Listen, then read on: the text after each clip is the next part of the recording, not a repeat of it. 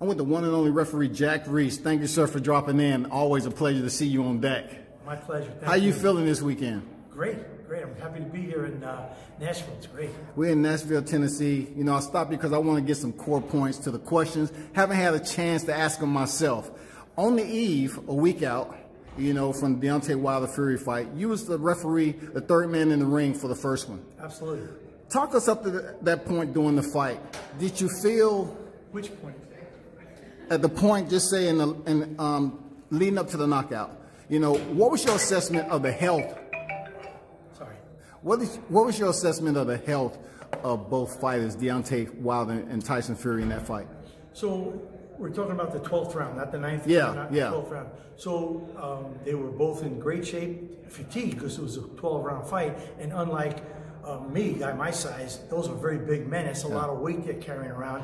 They were in incredible shape, and the thing that stood out to me is it was a very spirited fight, very close. I didn't know who was winning, and what really stood out was there wasn't a lot of heavy damage. There was the one knockdown that was more of a balance thing in the 9th round, but other than that, they were landing punches consistently, but it wasn't head-snapping punches where their arms dropped or they were in trouble throughout the fight, so it was more fatigue and normal going 12 rounds of hitting each other than something that was devastating. So I felt they were both in great shape other than fatigue. What had been a talking point on social media surrounding the cloud of controversy was, of course, the 12th round knockdown where Deontay Wilder landed a right hook and then a left, and Tyson Fury went down. At that point, what did you see? Did you see his eyes in the back of his head? Did you see him unconscious? You know, what did you see as a referee? You know, it's interesting that you asked that, because that's some of the stuff that's out there that's totally incorrect. And let me explain. I was 4 to 6 feet away from them in my position when it happened. And when Fury fell, he fell away from me. So I was 5 feet from his feet. So he's barrel-chested, and I couldn't see his face. And one of the things that made me not just wave it off was his right leg was up. He was holding his right leg up. If he was unconscious, that leg would have flopped down. Plus, he's a champion. You always want to count out a champion, and I wasn't sure what I had. So instead of just waving it off, I said, let me see what I got.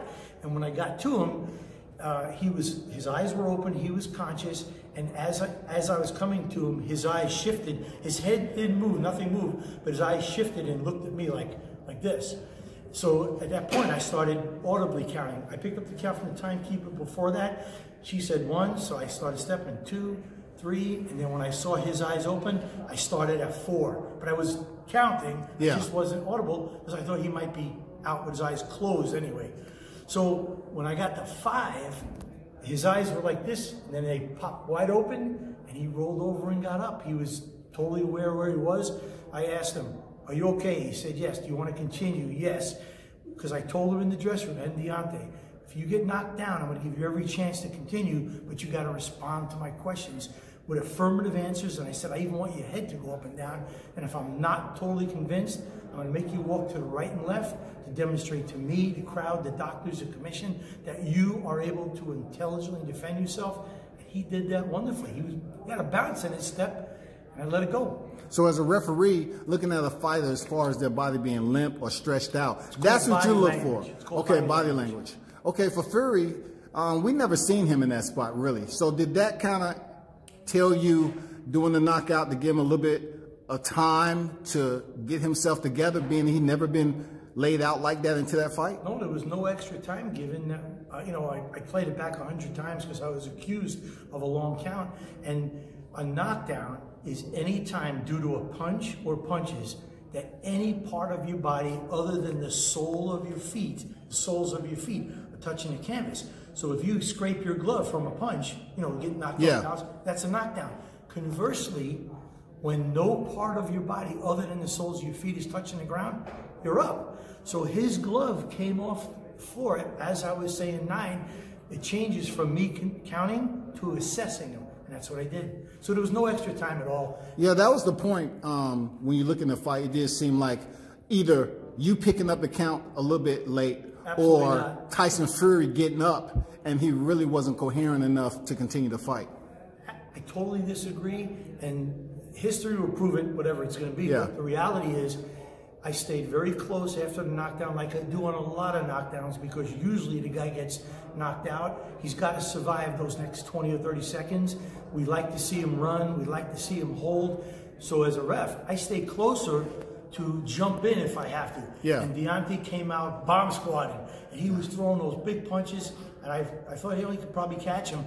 But Fury did what a referee wants him to do. Yeah. He was moving and grabbing and holding to try to really get the cobwebs out of his head. And then 20 seconds later, he hurt Deontay. He straightened him out with a punch, which demonstrates he was totally aware of what he was doing and able to physically, intelligently defend himself. What did you mean exactly by the spirit of the sport? Like, I didn't quite understand. Like, you did it for the spirit of the sport. Can you elaborate, please? I am so glad you asked me this question. The spirit of the law is what I use. Oh, spirit of the law. The spirit of the rule. You know what it is? Common sense. So I'll give you an example. When a fighter gets knocked out of the ring, off of the apron, if he's on the apron, that's still part of the ring. Perfect example. Say he's on the apron, and he has 10 seconds, just like when he's in the ring. So say he gets up at 8. He's supposed to be in the ring by 10, ready to go. Well, what if he's going through the ropes at 9, and then am I going to say 10 and stop the fight on a technicality? I'm going to let him get in the ring because that's what the fans came to see. The promoters put on a fight. It's common sense. What if a guy gets knocked out of the ring onto the apron, off the apron onto the floor? He gets a 20 count. What if he's making his way around, he's blocked by the crowd, people are touching him that shouldn't be touching him, the fans? You're supposed to disqualify the guy. I'm not going to disqualify the guy. I'll throw if his cornermen touch him, I'll throw his cornermen out. Okay. But the fans came to see a fight, and I disqualify a guy in a technicality. And there's so many other things. A great fight that you could watch that I would never do it this way, where the spirit of the law comes in, is James Kirkland was fighting Carlos Molina. Carlos Molina was beating James Kirkland for a good 10 rounds. Kirkland got a hold of him right at the end of the 10th and dropped him. And it was after the 10-second warning, so the cornerman was doing his job. He took his eyes off of the fight itself, and he grabbed the stool and grabbed the bucket of water, and the bell rang. So he just climbed into the ring, and then when he got in the ring, he realized there was a knockdown. The referee got him out. Okay. Finished the round, and then the referee went over to the commission and said, the rule says if the cornerman comes in, I'm supposed to disqualify the fighter. And they did. Is that common sense? Is that the letter of the law? It's like a cop shooting an unarmed person. We all scream about that because he hides behind the letter of the law. And that's only a few cops, not everybody. But it's the same thing in the ring. I'm not going to be one of these I can't even say the word, guys who push the badge. I'm going to do common sense. I was just trying to get some further education because looking at the fight myself, I thought it was a long count. I thought it was past 10. Absolutely not. You know what I'm saying? I thought it was past 10 to the point where Tyson was coherent enough, because when he stood up, he put his hands on your shoulder, and you quickly knocked him off. And he was trying to appeal to me. I'm all right, I'm all right. That's all it was. He wasn't leaning on me, but there's always narrative to the kind of... It's a high-end fight. It's a big-time fight, man. Yeah, and they're both going to make a hell of a lot more money now. Oh, yeah. So, with those analogies, I just wanted to know, in the spirit of the law, what did you decide at that moment with Tyson Fury that binds in to the spirit of the law and what you're saying? There was nothing of the spirit of the law that had to do with that thing. Oh, okay, I thought after the fight you had mentioned, you was... No, I told everybody in the rules meeting that I go by the spirit of the law. All right. Meaning, I'm not going to disqualify a fighter if his corner comes into the ring. I'm going to throw his cornerman out. Okay. Things like that I told everybody in the rules meeting, and that got misconstrued by people feeding Deontay stuff that, would anger him. And people misinterpret to anger people because they love controversy. But it had nothing to do when he got knocked down. I told them both in front of the commission. Jerry Cooney was Randy Gordon was in there. People were in there, and I tell everybody in this fight, I have to know, after knockdown, you can intelligently defend yourself.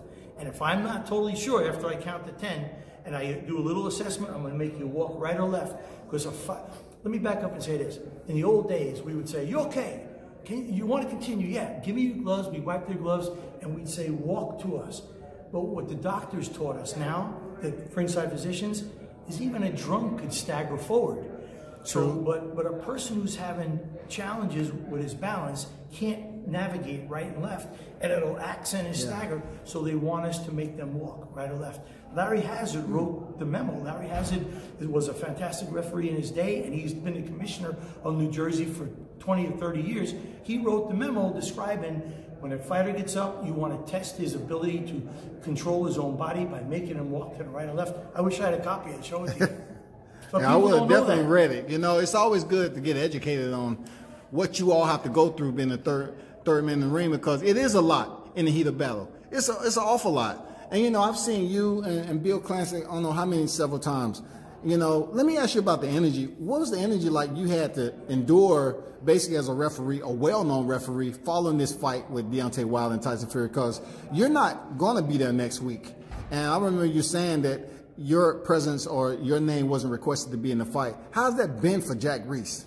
I'm totally okay with it. This comes with the game. You know, if you look at the NFL, the NHL, Major League Baseball, I've got videos of managers cursing out of, you know, baseball umpires. It comes with the game. I firmly believe when this is all over and in his heart of hearts, Deontay and I are going to be totally cool, and I'm going to tell you why. When that weigh-in, the post-fight meeting happened, you know, the post-fight interviews, someone said to me, Deontay, did you feel it was a long count or something like that? And he goes, look, I love Jack Reiss. He's done many of my fights, and I'll take him on any fight. And then what happens is you get people all around you that are like near you for the wrong reason. They're giving stuff in your ear.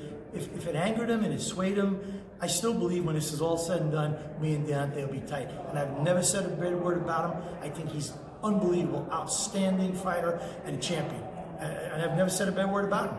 This is what happens in the heat of battle. This ain't tennis, man. This is two guys. This is why this sport is so great. You get guys, people come to see the human spirit. And what they saw that night with Tyson Fury was the human spirit. He refused to quit, and he got up. And Deontay wasn't going to quit, so he went to finish him. And that's what people come to see. That's why people love boxing.